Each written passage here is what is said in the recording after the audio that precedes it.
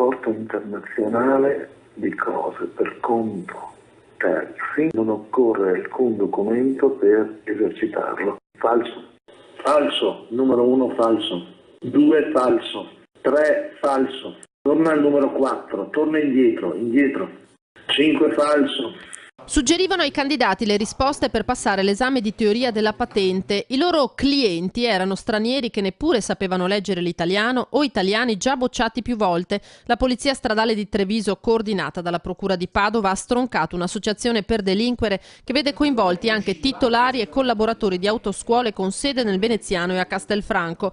Treviso, Padova, Venezia e Bergamo le motorizzazioni in cui sono stati accertati gli illeciti, emesse 4 ordinanze di custodia in carcere, tra cui quella a carico di Umberto Cavasin, 60 anni, titolare del gruppo 2000 di Mestre, a cui fanno capo 3 autoscuole. È ritenuto la mente dell'organizzazione, di cui facevano parte anche la sorella e i 2 figli. 4 i soggetti finiti invece ai domiciliari, tra cui un 44enne residente a Mogliano, Agostino Genduso, collaboratore dell'autoscuola La Moderna. Per 2 denunciati, tra cui Valentina Cremasco, 30enne di Vedelago, dipendente dell'autoscuola Start di Castelfranco, invece obbligo di presentazione e dimora. Il sistema di alterazione prevedeva un doppio flusso informatico, un flusso video che veniva trasmesso dal candidato al suggeritore attraverso telecamere nascoste e un flusso audio in ricezione attraverso microcamere occultate nel condotto uditivo con cui il suggeritore forniva la risposta al candidato. I candidati pagavano all'associazione 2-3 mila euro ciascuno per passare l'esame, il doppio se era per patenti speciali come quelle dei camion. In poco tempo sono stati documentati un numero